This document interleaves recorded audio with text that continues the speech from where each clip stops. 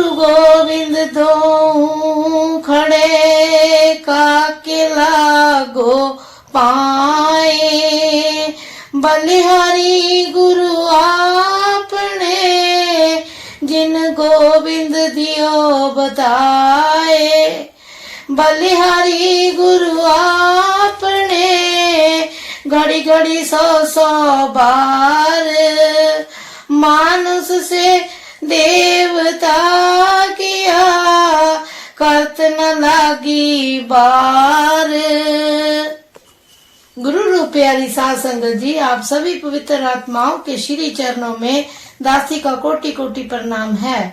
प्रस्तुत वीडियो में परम पूज्य परम संत कृपाल सिंह जी महाराज जिज्ञासु सत्संगियों को आध्यात्मिक प्रश्नों के उत्तर दे रहे हैं तथा प्रेरणात्मक वचन फरमा रहे हैं। वीडियो शुरू करने से पहले गुरु प्यार का एक भजन प्रस्तुत है।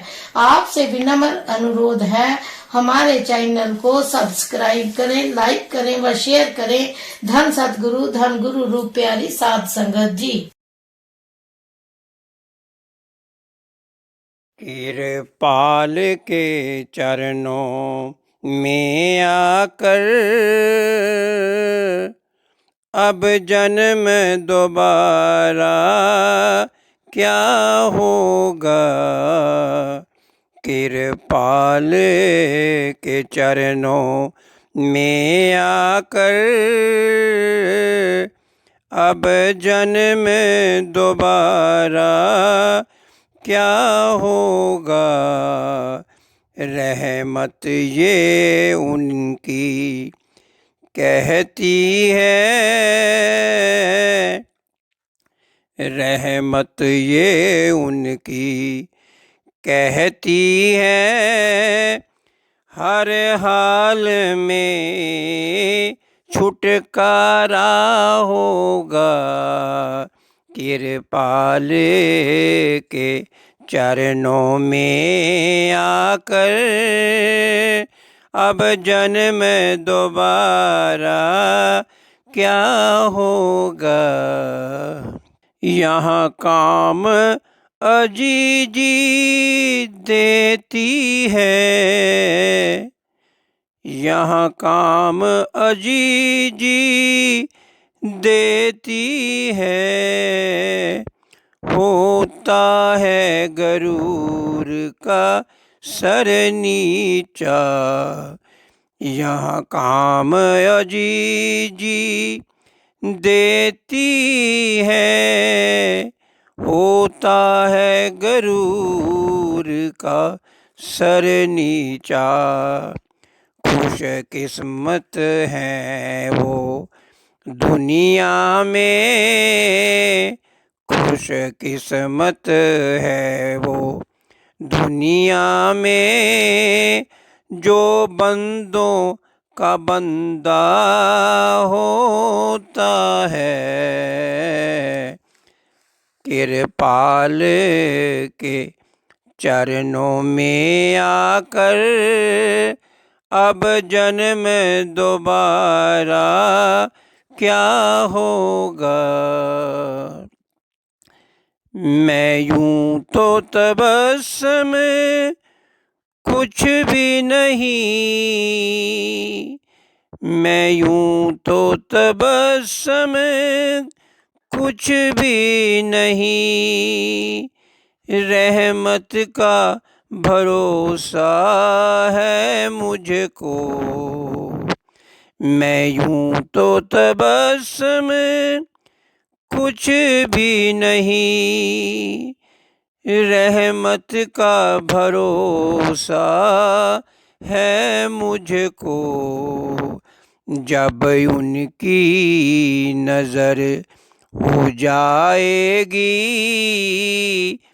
जब उनकी नजर हो जाएगी, ये कतरा भी दरिया होगा। कृपाल के चरणों में आकर अब जन्म दोबारा क्या होगा।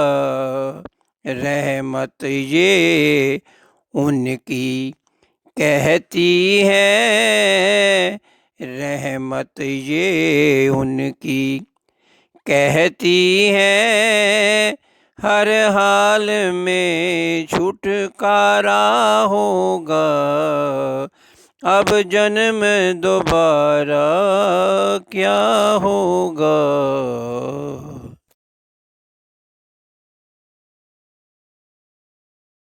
गुरु रूप प्यारी साध संगत जी, आप सभी पवित्र आत्माओं के श्री चरणों में दास का कोटि कोटि प्रणाम है।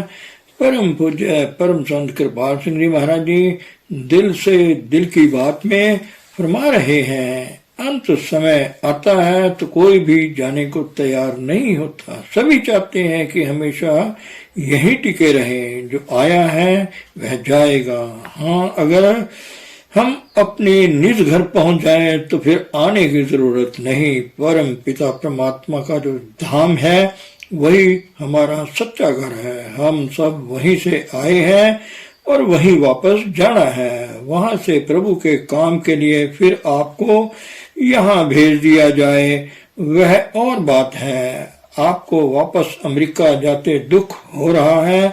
मेरा दिल भी पत्थर का नहीं है भाई। मैं भी आप ही की तरह मांस और लहू का दिल रखता हूँ। मैं भी बिछोड़े का दुख महसूस करता हूँ, लेकिन जाना अनिवार्य है, जाना ही होगा। कोई खास बात?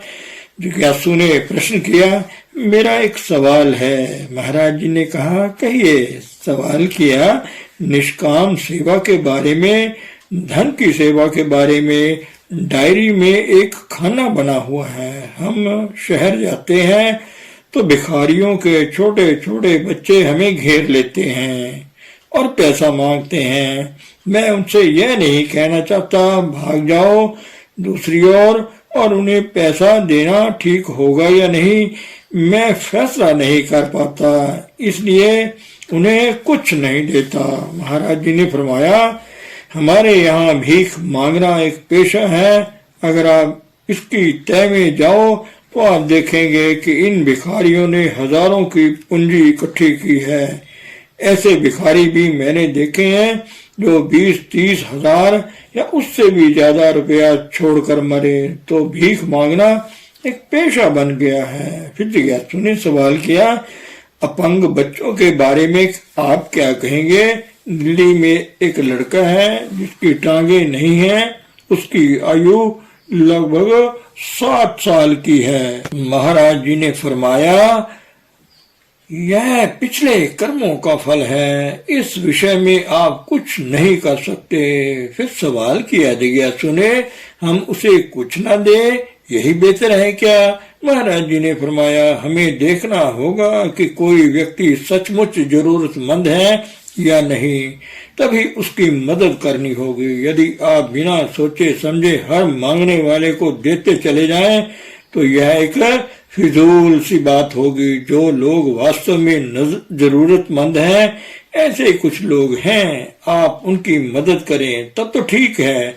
अपने दिल को टटोलना चाहिए कि उस समय आपकी करुणा भावना जागती है। जरूरतमंद आमतौर पर मांगते नहीं, वे मरते मर जाएंगे, भीख नहीं मांगेंगे। ऐसे लोगों की ज्यादा मदद करनी चाहिए। जहाँ पैसे की बात आ जाती है, हम देखते हैं कि छोटे छोटे बच्चे टोलियां बनाकर लोगों से भीख मांगते हैं और जो रुपया मिलता है उसे आपस में बांट लेते हैं। उन बच्चों को कमाई का पूरा हिस्सा भी नहीं मिलता। मदद करते समय क्या यह लक्ष्य नहीं होना चाहिए कि जरूरतमंद को अपने पांव पर खड़ा किया जाए, जिससे उसे फिर किसी का मोहताज न होना पड़े। आप थोड़े समय के लिए सहायता दें जिससे वह अपने पांव पर खड़ा हो जाए, अन्यथा उम्र भर के लिए वह आपके कंधों पर बोझ बनकर पड़ा रहेगा।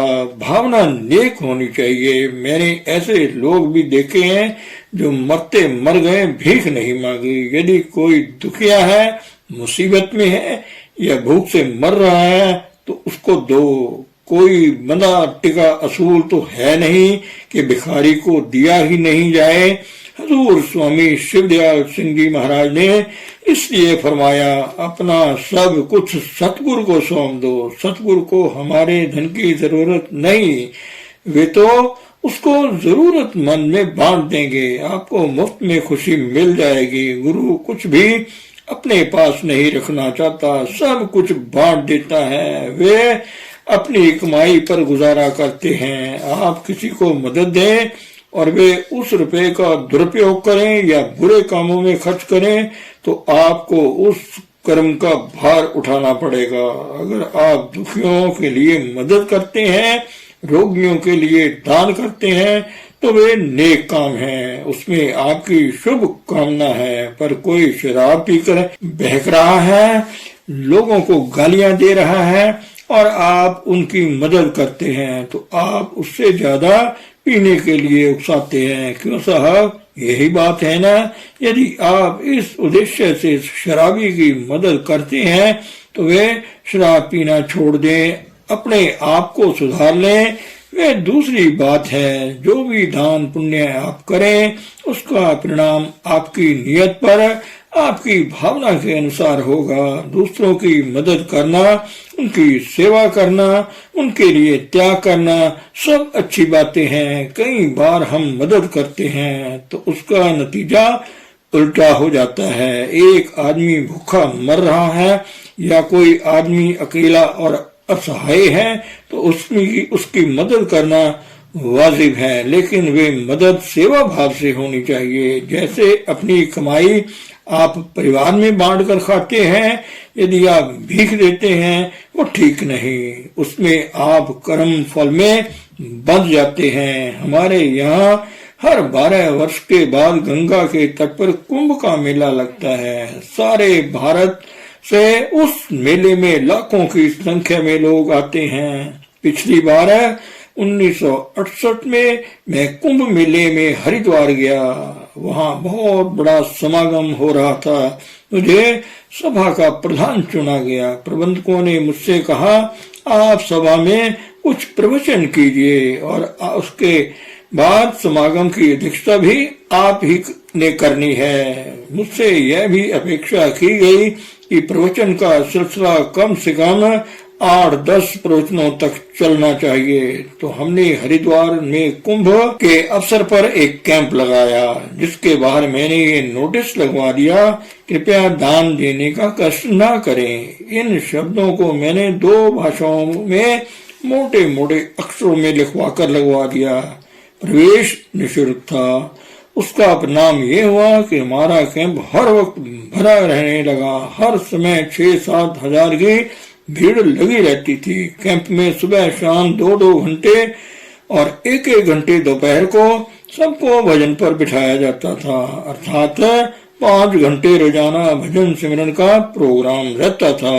5-5 हजार लोग कैंप में रोजाना भजन पर बैठते थे। इसके अलावा 2 घंटे सुबह और 2 घंटे रात प्रवचन होता था। इस अवधि में कैंप में पूर्णतः शांति रहती थी। भोजन व्यवस्था के लिए लंगर के साथ एक कैंटीन भी खोली गई थी, जिसमें केवल 8 आने में दाल सब्जी खीर भर पेट मिलता था। इतना सस्ता भोजन कहीं भी उपलब्ध नहीं था। लोग दूसरे कैंपों से हमारे यहाँ आने लगे। हर रोज 200-300 को मुफ्त खाना खिलाने की भी व्यवस्था थी। मजे की बात यह है कि लाभ तो क्या होना था, कैंटीन को कोई नुकसान नहीं हुआ। कैंटीन में काम करने वाले सेवादार ही थे। पुलिस अफसर जो वहां कैंप में सुरक्षा के इंचार्ज थे, वे भी पूरी तन्मयता से बकायदा सत्संग सुनते थे। पुलिस कर्मचारी सत्संग में इतना लीन हो जाते थे कि अपनी ड्यूटी का टाइम भी भूल जाते थे। सत्संग तथा अभ्यास पर बैठने वालों के लिए लंगर का प्रबंध था और वो लोग निश्चिंत होकर सत्संग सुनते और भजन पर बैठते। अप्रैल की 13 तारीख को कुंभ मेले में काफी भीड़ हो जाती है, क्योंकि उस दिन हजारों लाखों लोग गंगा स्नान करते हैं। उस दिन किसी को प्रवचन की अनुमति नहीं दी जाती। फिर भी उस दिन के लिए खास कैंप लगाया गया, जिसमें मुझे प्रवचन करने को कहा गया। प्रवचन का विषय था अपनी कमाई बांट कर खाओ। अपनी कमाई में दूसरों का भी हिस्सा है। इस विषय को लेकर मैंने 3 घंटे प्रवचन किया। कुछ लोगों ने आपत्ति भी की कि मुझे प्रवचन करने को क्यों कहा गया है। आपत्ति करने वाले भी अपनी जगह सच्चे थे, क्योंकि उनका बिजनेस खराब होता है। महाराज जी खुलकर हंसे। तो भाई भीख मांगना अच्छा नहीं, लेकिन बांट कर खाना अच्छी बात है। हम सभी प्रभु की संतान हैं और आपस में भाई भाई और बहन भाई का हमारा नाता है। प्रभु के विशाल परिवार की सेवा करना हमारा कर्तव्य है। जो लोग भीख मांगते हैं उन्होंने मांगने का पेशा बना लिया है। मदद करो, देख कर करो। एक कर्म तुमको बांधता है, वही कर्म विभिन्न परिस्थितियों में बंधन का कारण नहीं बनता। आप किसी को दें तो बांटने की भावना से दें, वो ठीक है। भावना यह हो कि हम आपस में भाई भाई हैं, एक परमात्मा की संतान हैं। भाईचारे की भावना को लेकर मदद करो तब तो ठीक है, लेकिन आप दान की भावना से दोगे तो प्रतिक्रिया होगी। उसका जो फल मिले, अच्छा या बुरा, बंधन का कारण ही है ना। बात को समझो। मांगना एक पेशा बन गया है। आप कहते हैं मुझे दया आती है, मैं क्या करूं। अरे भाई आप पर दया करो। आपको मौका मिला है, अपने भाई की मदद करो। परमात्मा की संतान होने के नाते हम आपस में भाई भाई और भाई बहन ही तो हैं ना। और गुरु हमें सच्चे रिश्ते में जो आत्मा का रिश्ता है उसमें जोड़ता है। वह रिश्ता मरने के बाद भी नहीं टूटता। हिंदी में दे का मतलब है देना या दो, और देह का अर्थ है शरीर। यहाँ एक ही शब्द के 2 अर्थ हैं। कबीर साहब कहते हैं जब लग देह है दे पुनी दे, जब न रहेगी दे तो फिर कौन कहेगा दे। तो जब तक यह देह है तुम दुनिया की सेवा करो, जब यह देह नहीं होगी फिर कौन तुमसे मांगेगा।